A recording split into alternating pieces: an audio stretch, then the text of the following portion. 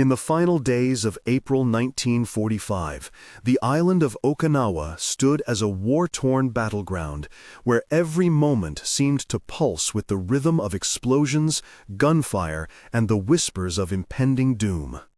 The war was closing in on the Japanese mainland, and Okinawa had become one of the fiercest, most brutal fronts of the conflict. For the civilians trapped in its shadow, each day felt like a slow, suffocating descent into fear and uncertainty. 日本軍のフォースはエントレンチのラグデンのシルズに駐輪し、フォーティファイドしていたエリア、believing that they could delay the advancing American troops long enough to make a stand. But for the local population, the war was already an overwhelming presence. Propaganda had saturated their lives for years, feeding them tales of monstrous invaders bent on destruction, whose only goal was to wipe out their way of life. Children were taught to fear the Americans as demons, soldiers with no humanity, driven only by bloodlust. As American forces moved closer to the island's southern tip, the villagers, already hardened by years of war, braced themselves for the inevitable invasion. They had no illusions about what awaited them if the enemy reached their homes. The propaganda had been clear: surrender was not an option. The soldiers who arrived would show no mercy, and anyone who attempted to submit would be executed without hesitation. In the village of Kadena, fear had become a constant companion. Homes were barricaded, windows sealed with makeshift boards, and the air was thick with the stench of anxiety. The once vibrant community had grown silent as the daily routines of work and life had given way to a grim waiting game. Families huddled together, unsure of what the next day would bring. They heard the distant rumblings of tanks and the sporadic bursts of gunfire, but they knew their survival depended not on the strength of their walls, but on their resolve to face whatever came next. Amidst this pervasive dread, the sense of duty remained unwavering. For the mothers and fathers of Kadena, there was no choice but to prepare for death. They had been told that death before surrender was the ultimate honor. But for some, the idea of their children falling into the hands of the enemy was too much to bear. The horrifying prospect of being captured and forced to live in a foreign world was worse than any death they could imagine. In the homes of Kadena, the preparations for death were practical. Hidden knives, poison pills, and grenades were kept in secret places. It wasn't just about survival, it was about control. If the enemy came, they would decide how to end their own lives rather than waiting for someone else to do it. This sense of control was their last shred of dignity. They would not be humiliated. They would not be prisoners. The fear of dishonor was worse than the fear of death. The children of Kadena were the most vulnerable, but even they had been trained to accept their fate. The schools, once filled with the sounds of laughter and learning, now echoed with the heavy weight of indoctrination. Boys were taught to leap off cliffs rather than surrender. Girls were shown stories of self-sacrifice, where the ultimate expression of loyalty to the emperor was to slit their own throats rather than fall into enemy hands. For the elders, the war was not just a battle for territory, it was a battle for the soul of Japan. They had lived through years of conflict, seen the rise and fall of empires, and now, in their twilight years, they were tasked with passing down the mantle of honor to the next generation. They spoke of duty, of loyalty, and of the ultimate sacrifice. The concept of self-preservation had become foreign to them, replaced by a collective understanding that survival in this new world was no longer an option. As the days wore on and the sound of artillery grew louder, the people of Kadena continued their rituals of waiting. The children were kept indoors, away from the chaos that had taken over their once peaceful world. The adults went about their tasks with a grim determination, knowing that at any moment their lives could be shattered by the arrival of the American forces. Their world had become a battlefield, not just of soldiers, but of ideologies, of fear, and of sacrifice. Then the unthinkable happened. The sound of American tanks rumbled in the distance, and for the people of Kadena, it was not a sign of liberation, but the beginning of the end. The villagers knew that their time was running out. The preparations for death became more urgent, and the collective sense of dread deepened. In this moment, there was no escape, no hiding from the reality that their way of life was about to be destroyed. But as the first shells exploded nearby, shaking the ground beneath their feet, something unexpected occurred. Amid the chaos, a quiet voice called out from the rubble, a voice that did not belong to a soldier, but to someone who was supposed to be their enemy. The words were broken, hesitant, but they carried a message that would shatter the foundation of everything the people of Kadena had been taught to believe. "Is anyone alive? We help, we help." The first explosions were deafening, a series of blasts that sent shockwaves through the village of Kadena. The ground trembled, and the air was filled with dust and debris. To the civilians, the sound of artillery fire was no longer surprising. It had become an almost constant presence. But this time, the intensity was different. The enemy had arrived. As the dust settled, a deep silence hung over the village, broken only by the distant cries of panic. For the villagers, the appearance of American soldiers was the culmination of everything they had been told to fear. They had never seen one before, but they knew all the rumors, all the stories. These were the monsters who would destroy everything. The invaders had been depicted as ruthless, merciless, and devoid of humanity. The Japanese propaganda had painted a picture of a barbaric enemy that would spare no one, especially civilians. It was this image that ran through every mind as the first voices, unexpectedly in English, pierced the tense air. The words were not those of a soldier on a rampage, as they had been led to believe. Instead, it was a voice calling out in broken Japanese, hesitant and filled with uncertainty. "Is anyone alive?" it asked, followed by, "We help, we help." It was an innocent question, not laced with the hatred the villagers had been taught to expect. For a moment, time seemed to slow as the villagers processed the impossible. How could this be? Was it a trick? Was it a trap? Tomoko Ishikawa, crouching behind the wreckage of her home with her son, felt her heart pound in her chest. The voice calling out wasn't filled with fury or the threat of violence. It was the voice of someone asking for help. It didn't match anything she had been taught about the enemy.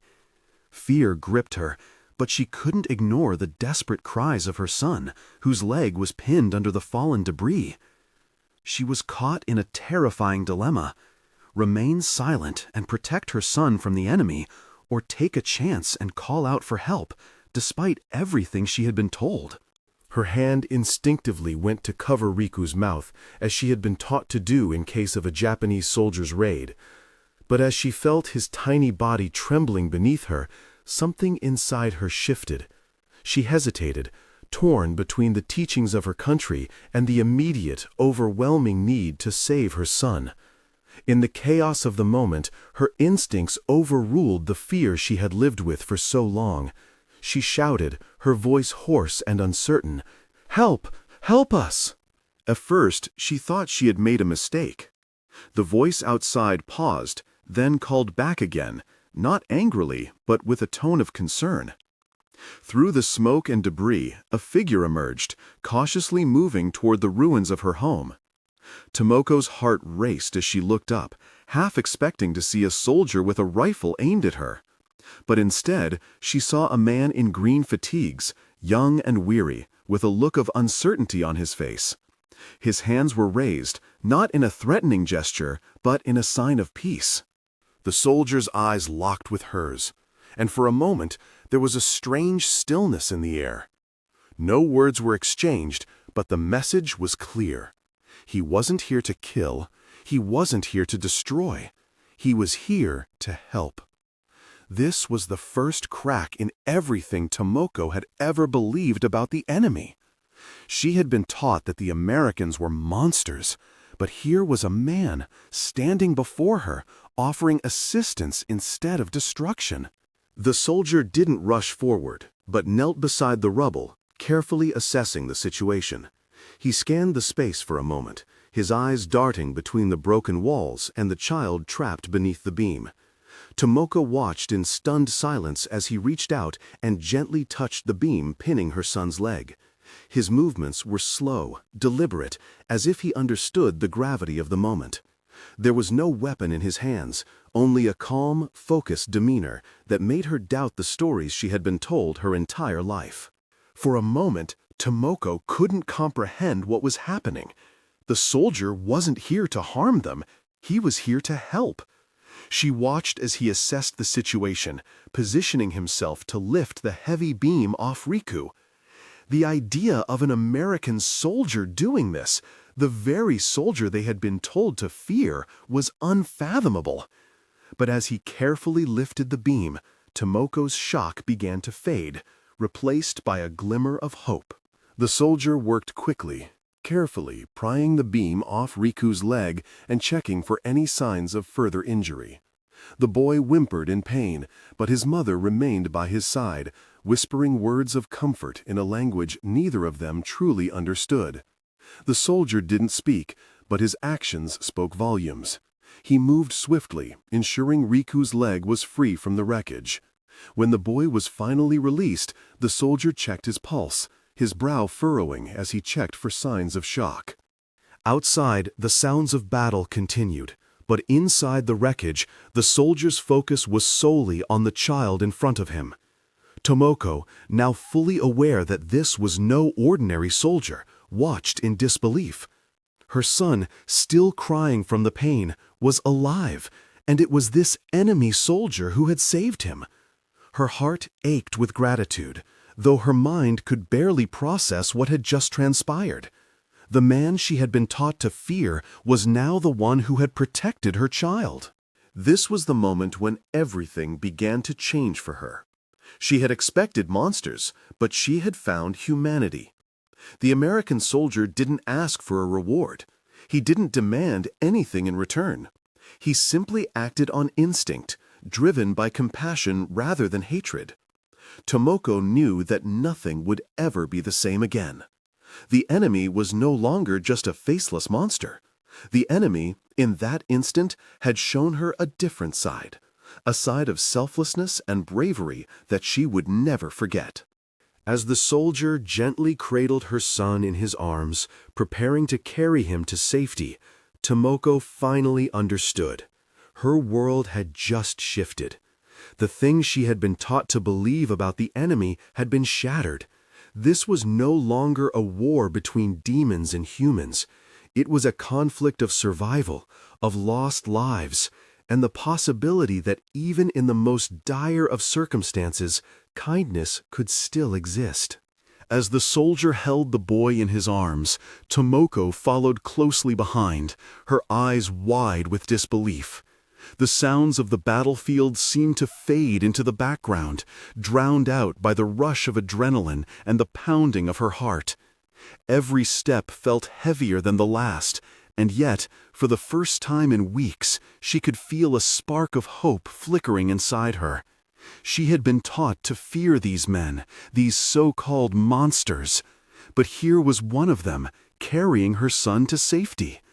His gentle care, his concern for Riku's life, was a betrayal of everything she had been raised to believe. The soldier moved quickly but carefully, navigating through the debris of the shattered village. Every few steps he would glance over his shoulder to ensure that Tomoko was still following. She was barely able to keep up, her feet slipping in the rubble, but she didn't care. For the first time, her mind wasn't consumed with the thought of dying or killing. It was focused on the life of her son, who was still breathing in the soldier's arms. As they neared the American lines, the sound of gunfire grew louder again, echoing through the streets, and Tomoko felt a knot form in her stomach. The soldier, however, did not falter. His focus remained solely on Riku. His brow was furrowed, his lips pressed into a tight line, but there was no panic in his eyes. He was determined, resolute in his mission to get the child to safety, even if it meant risking his own life. Tomoko couldn't help but feel a strange sense of gratitude wash over her, though she couldn't yet fully understand why. When they finally reached the American soldiers, Tomoko's legs gave way, and she collapsed to the ground, exhausted and shaken. She looked up to see more medics rush toward them, their faces grim but efficient. They quickly surrounded Riku, gently taking him from the soldiers' arms and placing him on a makeshift stretcher. Tomoko, still trembling, knelt beside her son, her hands hovering over him as the medics worked. Her mind was still reeling from the shock of what had just happened. How could this be real? How could the enemy be so different from the image she had been taught to fear? The medic who had carried Riku now stood beside her, checking the boy's wounds and speaking quietly to the others. His uniform was smeared with dust and blood, but he appeared calm, his movements swift and practiced. Tomoko tried to steady her breathing, but the weight of everything that had happened in the past few minutes was overwhelming. Her world had turned upside down, and she wasn't sure how to process the change. In the midst of all the destruction, this soldier, this enemy, had saved her son's life. As the medics continued to work, Tomoko glanced at the soldier who had first approached them. He was standing a few feet away, his back to her as he spoke to another soldier. His face was tired, his eyes focused on the task at hand, but Tomoko couldn't help but notice something different in his posture. There was no arrogance, no sense of superiority, just quiet determination. This man, who had been raised in a world of war and violence, was treating her son with the same care he would give any human life. She couldn't reconcile that with the image of the heartless American soldier she had grown up with. The medics seemed to be working at an impressive pace, but time still felt like it was stretching out endlessly. Tomoko watched as they bandaged Riku's leg, stabilizing him for transport. Her mind was spinning with questions, but the overwhelming feeling of relief made it difficult to think clearly. She had been on the edge of despair, ready to face the inevitable tragedy that war so often brought. But now there was a chance, no, a real possibility, that her son could survive this. As the medics prepared to move Riku to a nearby field hospital, the American soldier who had saved him walked over to Tomoko. His gaze was steady but kind, and for a brief moment their eyes met. She wanted to say something, to thank him, but the words seemed stuck in her throat. What could she say to someone who had defied everything she had been taught to believe? In that moment, words felt inadequate. The soldier smiled faintly, then spoke in a calm voice, though his words were slow and careful, as if trying to bridge the language barrier between them. "He's going to be okay," he said simply. The words, though small, were a lifeline. They meant something more than just reassurance. They were a promise. And in that moment, Tomoko realized that she had been wrong about everything. The enemy was not the monster she had imagined. The enemy, in fact, had become her savior. As the stretcher was lifted, Tomoko stood and watched, her heart swelling with emotion.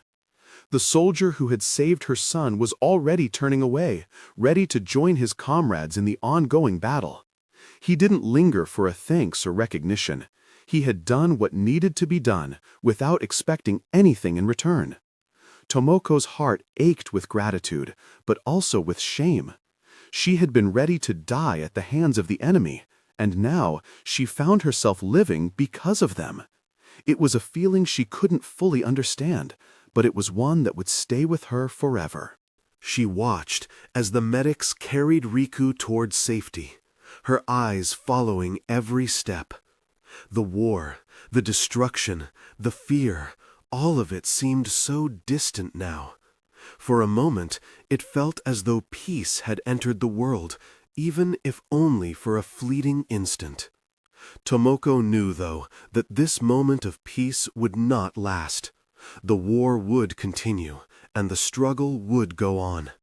But, at least for now, her son was safe, and that was all that mattered. As the medics rushed Riko away, Tomoko stood frozen in place, her body trembling with the shock of what had just transpired. She could hear the distant sounds of gunfire and artillery, but it all felt muffled, as though she were in a dream. Her heart was still pounding from the frantic moments when her son had been trapped beneath the wreckage, and the shock of the soldiers' actions was sinking in. Everything she had believed about the enemy had shattered in an instant, replaced by a reality that felt both surreal and impossible. The soldier who had carried Riku was already walking back toward his comrades, his face set with the determination of someone accustomed to battle. But Tomoko couldn't look away from him. She wanted to speak to him, to thank him for saving her son, but the words wouldn't come. She had been taught that the enemy was cold, unfeeling, that they were driven by hatred and brutality. But this man, this soldier, had risked his life to save hers. He had shown no malice, no cruelty, only compassion. Her mind was still reeling. How could this be? How could the very soldiers who had been painted as the embodiment of evil be capable of such kindness? The question swirled in her head, but there was no simple answer. For years, she had been taught that war was a fight between two sides, with no room for empathy or humanity. But the reality she was faced with now was far more complicated. The line between enemy and ally had blurred in a way she hadn't thought possible. Tomoko turned her gaze back to where Riku had been carried away. Her son was alive. He was safe for now. But the weight of everything that had happened, of the war, the destruction, the fear, was still pressing down on her. She had been ready to die. She had prepared herself to face the end with her son, convinced that surrender was a dishonorable fate. But now, in the face of this unexpected act of mercy, she felt lost. How could she reconcile the image of the enemy she had grown up with, the monster that was supposed to kill her, with the man who had just saved her son's life? She could feel the grief building inside her, not just for the destruction around her, but for the years of hatred and fear she had lived with. The propaganda, the stories, the warnings, everything she had been taught had been a lie. It was hard to accept, harder still to process. How could the soldiers of the country she had been taught to fear be the ones to show her what it meant to be human, to be compassionate? As she walked slowly back to the ruins of her home, Tomoko's mind replayed the scene again and again. The soldier's face, his eyes full of concern, his gentle handling of Riku. It was impossible to square that image with the stories she had been fed. For a moment, she wondered if this was some kind of twisted propaganda, a psychological tactic to break their resolve. But deep down, she knew the truth. The truth was in the actions, in the quiet bravery of a soldier who had nothing to gain from saving her son, and everything to lose. The village around her seemed to blur as her thoughts raced. The buildings were still smoldering, the air thick with the acrid scent of smoke. The war had ravaged everything it touched, leaving only death and ruin in its wake. But for the first time in weeks, there was a flicker of something else, something that didn't belong in this landscape of violence and loss. It was hope. Not the kind of hope she had been taught to have, the hope that her country would prevail in battle. This was a different kind of hope, one that came from within, sparked by a single, selfless act of kindness. Tomoko's legs felt heavy as she moved through the wreckage. She was exhausted, both physically and emotionally. Her entire world had been turned upside down, and she was unsure of how to proceed. The war was far from over, and her life was still in danger. The soldiers who had saved her son might have been the same soldiers who would later destroy what little was left of her village. But in that moment, she could not focus on the future. She could only focus on the present, on her son's survival, and on the man who had made that possible. Her eyes welled with tears as she thought of her late husband, who had died years earlier, fighting for a cause that now felt distant and irrelevant. She had always believed that death was preferable to surrender, that her loyalty to Japan was paramount.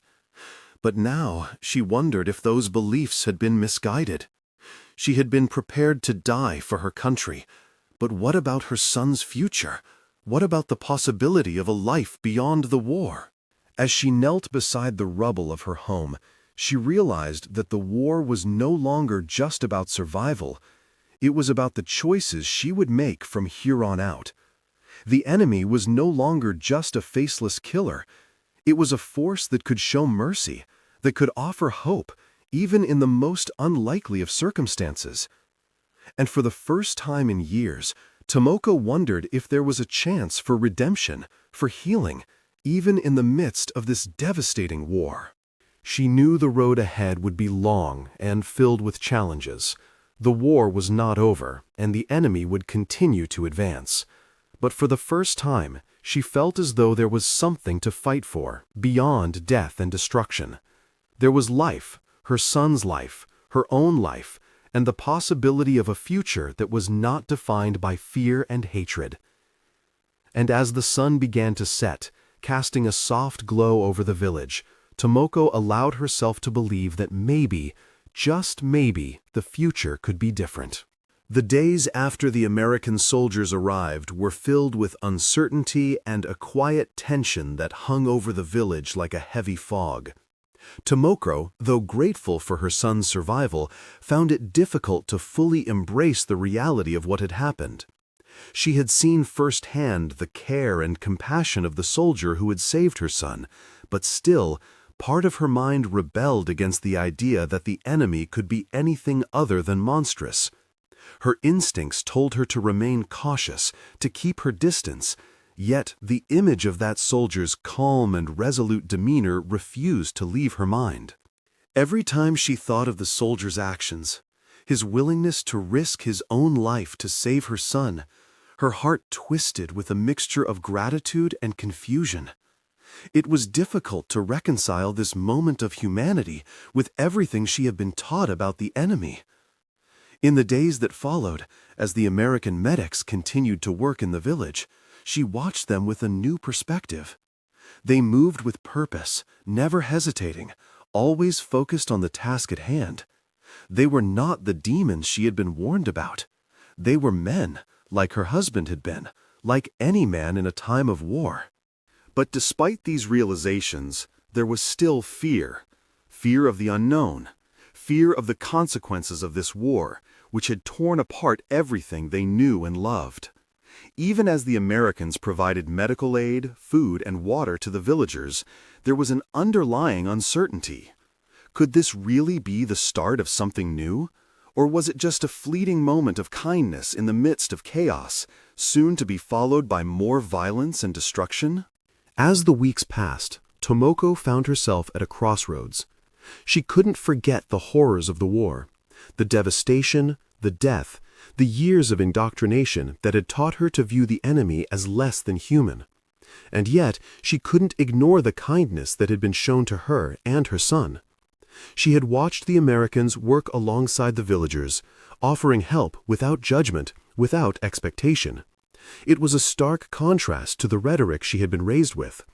These men were not monsters. They were human beings, with lives, families, and fears of their own. Tomoko's thoughts were interrupted one morning when a group of American soldiers, led by the same medic who had saved her son, approached her home. This time, they were not there for medical reasons. Instead, they brought with them an offer, a request for the villagers to work together to help rebuild the parts of the village that had been destroyed in the fighting. The soldiers spoke with care, but there was a sense of urgency in their words. They explained that, while the war was far from over, they wanted to create a sense of unity, to give the villagers a chance to rebuild their lives, even if only in small ways. At first, Tomoko was hesitant. The idea of working with the soldiers, of trusting them so completely, felt like a betrayal of everything she had believed in for so long. But as she looked at their faces, she saw no malice, no hidden agenda. These men were not here to conquer or destroy, they were here to help. And, despite herself, she felt something inside her shift. This was not the enemy she had been taught to fear. This was something different. Over the next few days, Tomoko watched as the villagers, some of them still cautious, began to slowly work alongside the Americans. It was an awkward, strained collaboration at first, with many of the villagers unsure how to respond to the soldiers' offers of assistance. But gradually, as they saw the Americans' sincerity, the barriers began to crumble. The villagers worked alongside the soldiers to clear rubble, rebuild homes, and even repair the water wells that had been damaged in the fighting. It was slow work, and the toll of the war still lingered in the background, but there was a palpable sense of change in the air. Tomoko found herself in the middle of it all, watching as the walls between the villagers and the Americans slowly came down.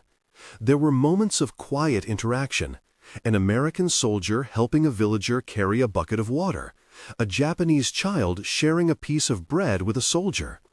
The small acts of kindness, the simple gestures of cooperation, began to chip away at the foundation of hatred and fear that had been built up over the years. One afternoon, as Tomoko worked alongside the soldiers to clear debris from a nearby home, she was approached by the medic who had saved her son. His face was weary, but there was a gentle kindness in his eyes. He didn't speak much, but there was a shared understanding between them. She nodded toward him, her hands still working despite the exhaustion that weighed on her.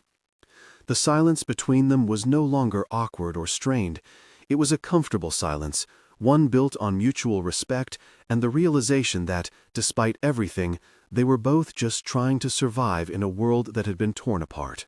Later that evening, as the sun began to set and the village settled into a rare moment of peace, Tomoko sat alone for a moment, reflecting on everything that had transpired. The enemy, the Americans, were no longer just faceless figures. They were people, just like her, caught in the same struggle, the same desire to survive. She thought of her son recovering in a nearby shelter, and felt a quiet hope begin to take root in her heart. The world was still broken, and the war was far from over, but something had shifted. The enemy had shown mercy, and in turn, they had begun to change her. Tomoko stood up and walked toward the small group of villagers and soldiers gathered around a fire. She could see the beginnings of something new in the way they interacted, in the way they shared stories, food, and laughter. It was the first time in a long while that she had seen something resembling peace. It was fragile, still in its infancy, but it was there. And for the first time in months, Tomoko allowed herself to believe in the possibility of a future that was different from the one she had been preparing for all her life. The days following the initial cooperation between the American soldiers and the villagers unfolded in a strange, almost surreal way.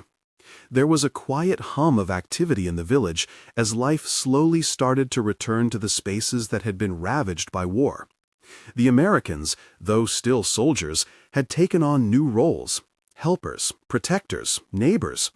They worked beside the villagers with an easy familiarity, offering food, medical care, and even small acts of kindness that were beyond the scope of their mission. To the villagers, this was something unimaginable, an enemy who gave without expecting anything in return. Tomoko found herself in the midst of these changes, struggling to comprehend the new world she was witnessing.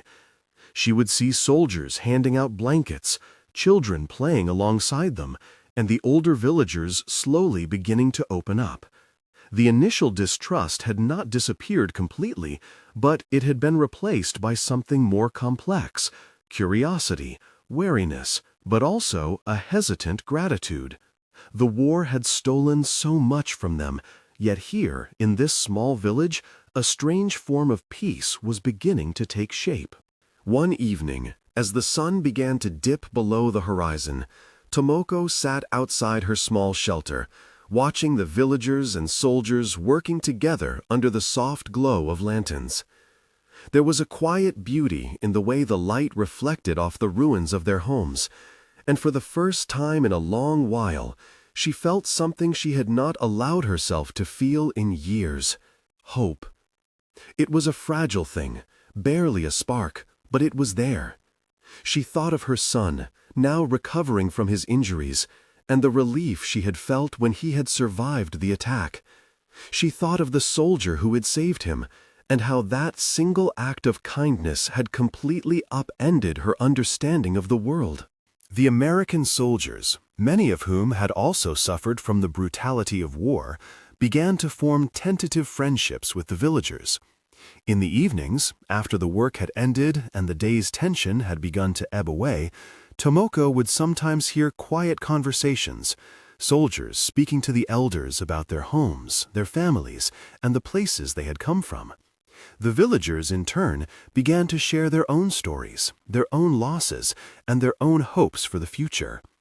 It was strange, Tomoko thought, how war could destroy so much, and yet, in some ways, create new beginnings, new connections that might never have existed otherwise. One afternoon, as she walked through the village, she saw a group of soldiers working with a group of children to repair a water well. The children, once terrified of the Americans, now laughed and joked as they worked side by side with their former enemies. The soldiers smiled and handed out small treats, their voices light and casual, as if they were no longer at war but were simply two groups of people coming together in a moment of peace. Tomoko stopped for a moment, watching the scene unfold before her, and she realized that this was not the same war she had lived through for so long. This was something different, something that, even in its quietest moments, held the potential to change everything. As she approached the group, one of the soldiers, the same medic who had saved Riku, noticed her and waved. She smiled back, though she was still unsure of what to say to him. What words could capture the enormity of what he had done for her son? She had been ready to die, ready to accept the end. But this soldier had given her something far more valuable than life itself.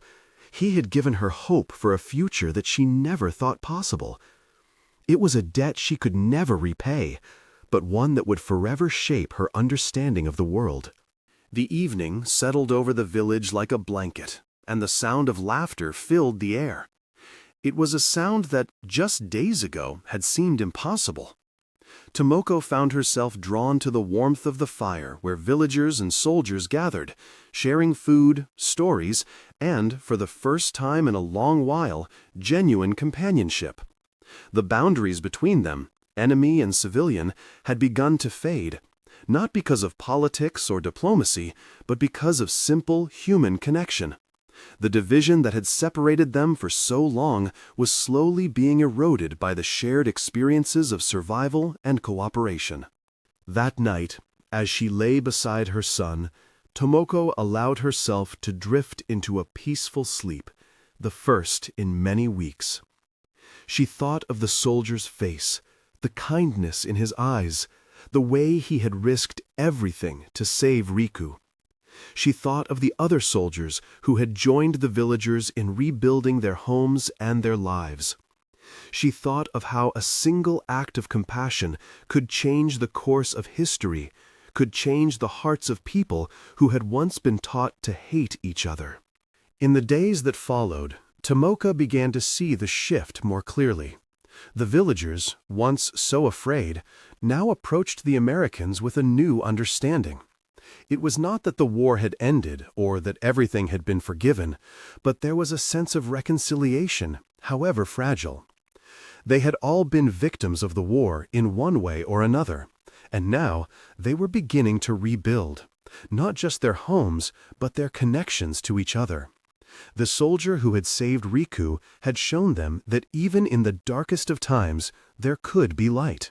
The following year, when the war officially ended, the village of Kadena, though scarred, was no longer defined by the hatred that had once consumed it. The memorials built in honor of the fallen soldiers and civilians were not only monuments to loss, but also to the possibility of new beginnings. And in the heart of the village stood a simple stone, a testament to the soldier who had given his life so that a child might live.